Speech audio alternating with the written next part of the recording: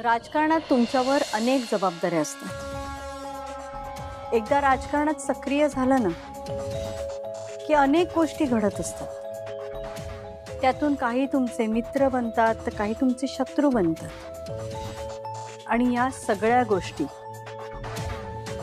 खूप व्यवस्थित हँडल करायला लागतात.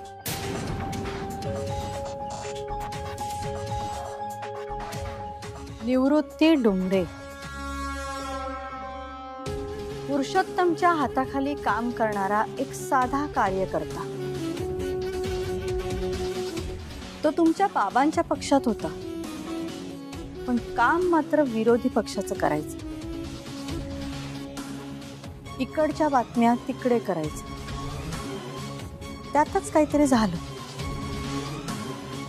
आणि रागाच्या भरात तुमच्या बाबांनी त्याच्यावर गोळी झाडली.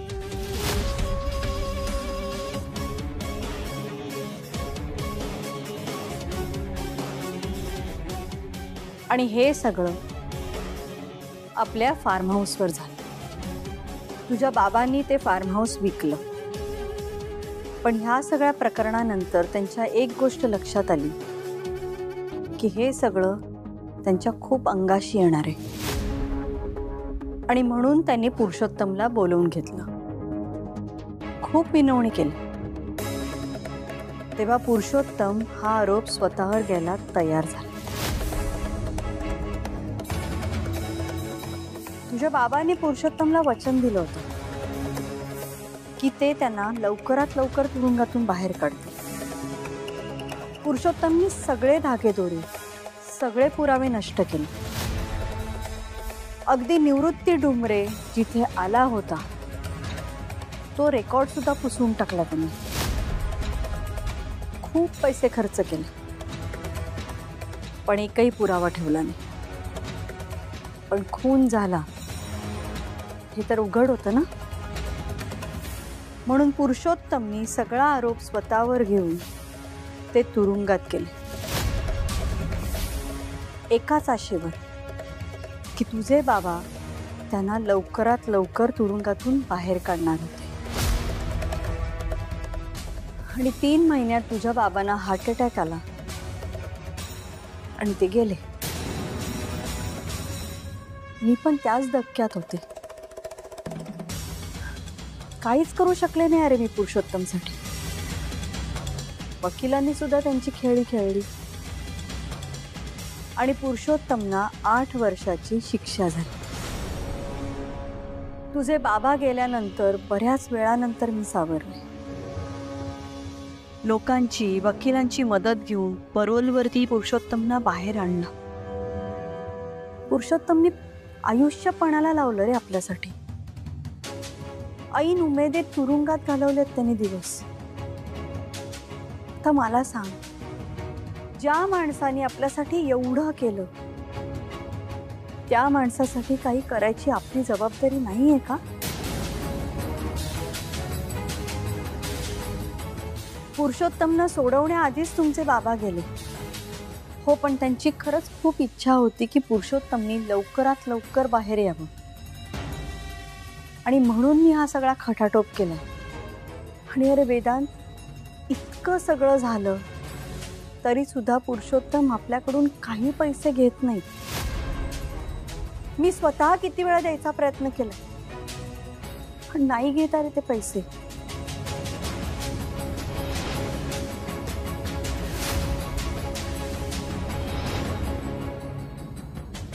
पुरुषोत्तम खरंच खूप चांगले आहेत वेदांत. तुझ्या बाबांसाठी खूप भोगलंय रे त्यांनी. तू तुझ्या मनामध्ये त्यांच्याबद्दल राग नको ठेवूस. अरे हे बघ, तुला हे सगळं किती चुकीचं वाटलं ना तरी सुद्धा हे सगळं तुझ्या भल्यासाठी आहे. आणि आता राहिला प्रश्न, मी इतक्या वर्षात तुला हे का नाही सांगितलं. तर तुझ्या मनामध्ये तुझ्या बाबांबद्दलची इमेज वाईट व्हायला नको होती मला. आता एकच विनंती करते, हे सगळं विक्रांत आणि आद्याला किंवा कोणालाही अजिबात कळू देऊ नकोस. कळलं तुला? मी आत्तापर्यंत तुला हे का सांगितलं नव्हतं ते? वेदांताडी, तू म्हणतोयस की तू सगळा भूतकाळ शोधून काढणार आहेस. काय मिळणार आहे तुला त्यातनं? सांग ना. अरे हा खून तुझ्या बाबांनी केलाय हे कोणालाच माहित नाहीये. सगळ्या जगाला हेच वाटतं की हा खून पुरुषोत्तमनी केलाय. आणि तू जर भूतकाळ खोदून काढलास ना, सगळ्या जगाला कळेल की हा खून तुझ्या बाबांनी केलाय.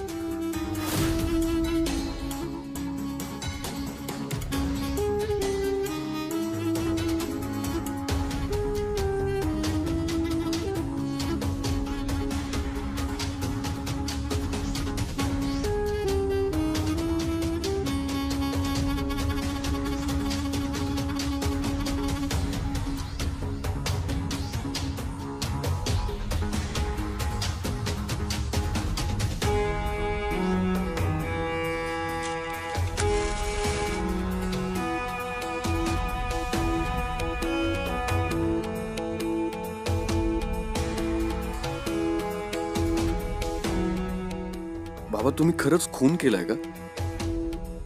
मी काय करू? आईने सांगितलंय त्यावर विश्वास ठेवू? आणि कशाने हे सिद्ध होईल की आई जे बोलली आहे ते खरं आहे? आई हे सगळं पुरुषोत्तम बद्दल सिंपती निर्माण करण्यासाठी तर बोलत नाहीये ना.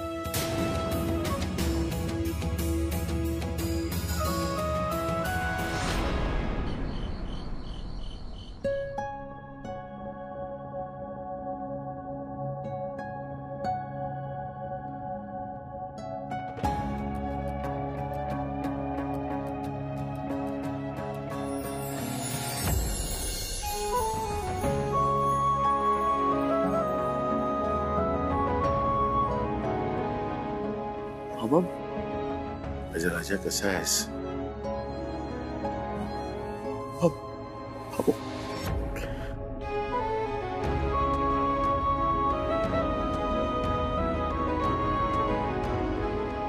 हे विड्या वेदांत, असं रडायचं नाही. अरे आपण मर्द आहोत. माझ्याकडे बघ, अनेक संकट आली पण मी डगमगलो नाही. लढलो, लढता लढता मेलो, पण डोळ्यात पाणी नाही येऊ दिलं कधी. तू श्रीधर वानखेडेचा मुलगा आहेस, तुला रडायचा हक्क नाहीये. खूप खूप आठवण येते हो तुमची. मलाही तुझी खूप आठवण येते रे. मला अभिमान वाटतो तुझं, किती मोठं झालंयस तू. अशीच प्रगती करत राहा. मी राजकारणात अडकलो, पण तू राजकारणापासून लांब राहिलास, चांगलं केलंस. खूप वाईट असतं का हो राजकारण? मला आई म्हणाली राजकारणामुळे तुम्ही निवृत्ती डुमरेचा खून केला. खोट आहे, खोट आहे. मी श्रीमंतीचा माज केलाय, लोकांशी वाईट वागलोय, पण मी कोणाचा खून नाही करू शकत वेदांत. बाबा, मग आई का असं म्हणाली? अरे तो निवृत्ती डुमरे पक्षाचा कार्यकर्ता, मी का करेन त्याचा खून? त्याचा खून झाला त्यावेळी मी तिकडे नव्हतोच. त्याचा खून गुरुने केलाय. गुरु म्हणजे पुरुषोत्तम गुडपल्लीवर. करेक्ट, त्यानेच केलाय निवृत्तीचा खून. वेदांत, तू सांभाळून राहा, स्वतःची काळजी घे, कारण तो पुरू चांगला माणूस नाहीये. स्वतःच्या महत्वाकांक्षेसाठी तो कुठल्याही थराला जाऊ शकतो. मला खूप उशिरा कळलं की मी ज्याला मित्र समजलो ना, तो साप निघाला. मी साप पाळला बाबा बाबा तो पुरुषोत्तम ना खूप त्रास देतो मला, आणि आई पण ना सगळं त्याच्या सल्ल्याप्रमाणे करते. अहो तू मलाच शिकवतोय की माझी कंपनी कशी चालवायची, आणि मला कळत नाहीये आई त्याला काय एवढं महत्व देते, माझ्याहून जास्त महत्व देते त्याला. बाबा माझ्या आणि आईच्या नात्यात अंतर आलंय. मला नाही कळत मी कसं समजावू आईला. मला या सगळ्यांनी खूप त्रास होतोय बाबा.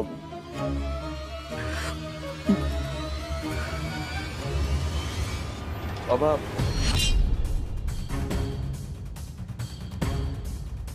बाबा बाबा बाबा बाबा मला तुमची गरज आहे. बाबा बाबा बाबा बाबा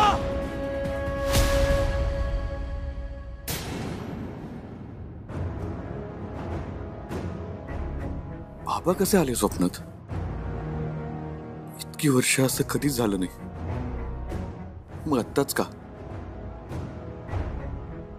कदाचित मला सावध करायला आले असतील, पण खरंच बाबा आले होते स्वप्नात की मी जास्त विचार करतोय म्हणून मला असा भास झाला. पण बाबा म्हणाले निवृत्ती डुमरेला त्यांनी नाही मारले, म्हणजे आई पुन्हा खोटं बोलली माझ्याशी. नक्की सत्य काय असेल शोधून काढायला हवं.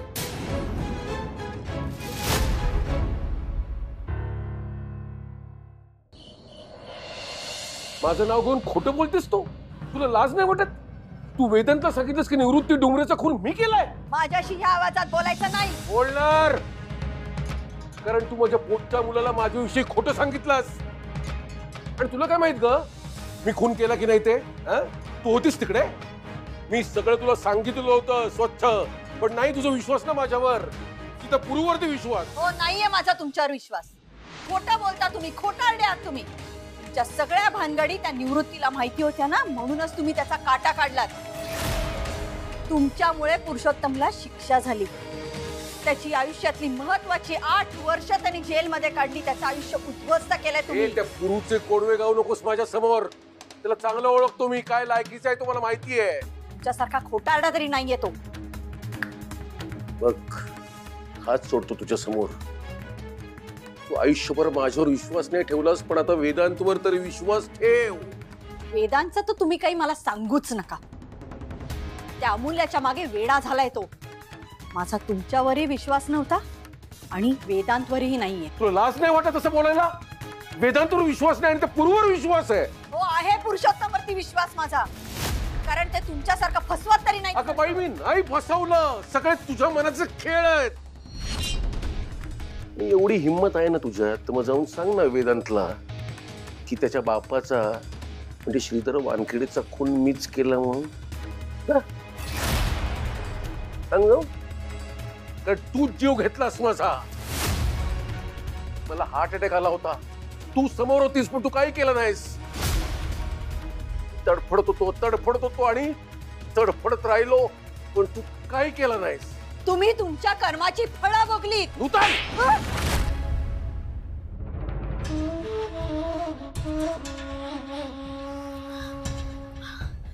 असं काय स्वप्न पडलं मला? नशीब स्वप्नच होतं. तुम्ही कायम माझ्या प्रेमाशी प्रतारणा केली आणि मी आजपर्यंत तुमच्याशी एकनिष्ठ राहिले. पण यापुढे माहित नाही.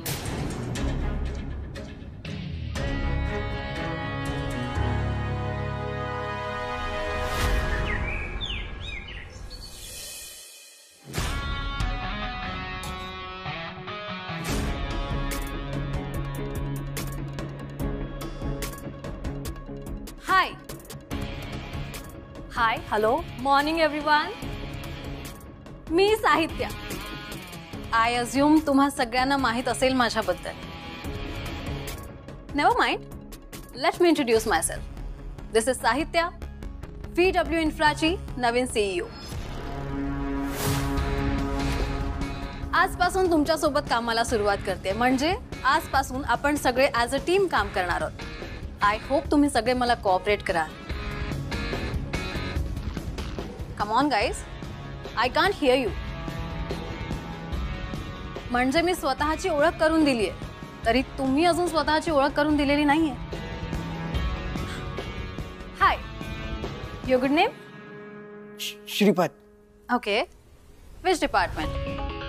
Purchase department. Good to see you. What about you? Hi, मी अभिषेक, रिसेप्शनिस्ट आहे. ओके. हाय. माझं नाव संदीप, मी अकाउंट्स टीम मध्ये आहे. ओके. माझं नाव गोपाळ, इथे ऑफिस बॉय आहे. सगळ्यांना चहा आणि कॉफी देतो. Gopal, I've been waiting to see you. कॉफीची गरज आहे मला. Get one for me, okay? Strong without sugar.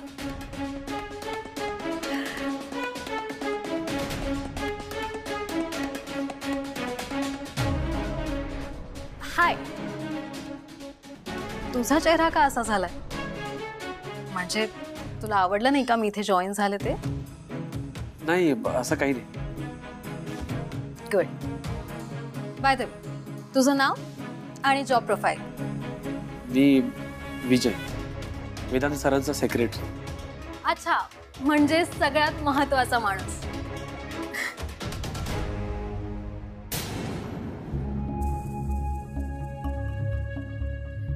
हाय, मी साहित्या, VW इन्फ्राची नवीन CEO.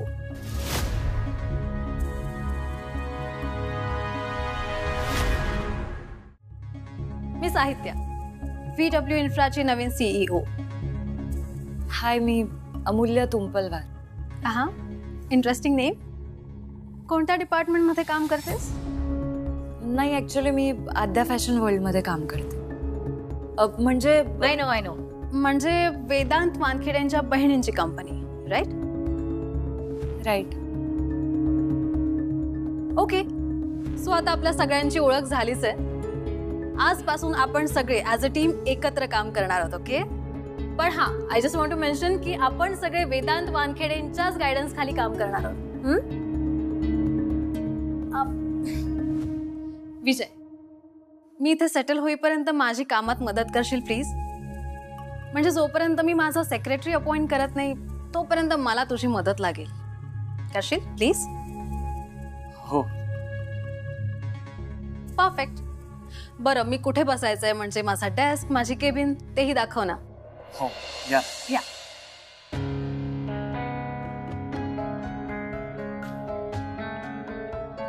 मॅडम, हे सर्व काय? नवीन CEO ऑफिसमध्ये आल्या पण? विधान सर नसेल तर मी काम नाही करणार. हो मॅडम, आम्हाला इथे काम नाही करायचं. मी तर म्हणतो राजीनामाच द्यायला हवा. अरे हो मॅडम, खरंच सांगतो, राजीनामा खरंच. द्यायला हवा. आम्हाला नाही हे बघा, प्लीज तुम्ही सगळेजण शांत व्हा. हे बघा, आत्ता मी ह्या बाबतीत काहीच नाही बोलू शकत. आपण वेदांत सरांशी बोलूयात आणि मगच ठरवूयात. पण सध्या आपल्याला असे डिसिजन्स घेता येणार नाहीत. सो प्लीज आपापल्या कामाला लागा. श्रीपाद,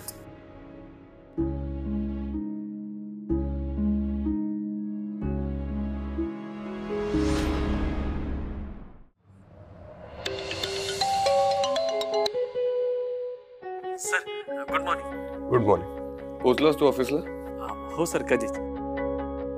सर, त्या साहित्या मॅडम आल्या होत्या ऑफिसला. त्या विचारत होत्या की त्यांची केबिन कुठे आहे. त्यांना आपली ती दुसरी केबिन उघडून दे. पण सर, विजय, कोऑपरेट करताना काही त्रास झाला नाही पाहिजे. सर, म्हणजे तुम्ही जे बोललात ते खरं होतं का, ते राजीनाम्याचं? अजून तू तिथेच आहेस का? आणि विजय, मी काय मस्करी करणार आहे अशा गोष्टींची? नाही सर, पण हे बरोबर नाहीये ना सर. सध्या मी तुला सांगितलं तेवढं कर. हो सर, पण मी तुमच्या बरोबर येणार सर. तुम्ही जिकडे जाल तिकडे येणार सर मी. विजय, मी दुपारी येईन तेव्हा बोल. तू त्यांना जागा करून दे. मी आता माझ्या पर्सनल कामासाठी बाहेर जातो. ओके? ठीक आहे सर. आणि ऐक, बाकी सगळ्यांना पण सांग कामात लक्ष दे. सर, अशा परिस्थितीमध्ये कोणाचं लक्ष लागणार आहे sir? Vijay, this is about me. स्टाफने डिस्टर्ब होण्याची काही गरज नाही. सर, पण सगळे म्हणतात की आम्ही काम नाही करणार म्हणून. विजय, तू समजव त्यांना. सर, मंदिरात देवच नसेल तर कोण काय येईल इथे? सर, तुम्ही सगळ्यांसाठी देव आहात आणि आता तुम्हीच. इनफ. दुपारी बोलूयात.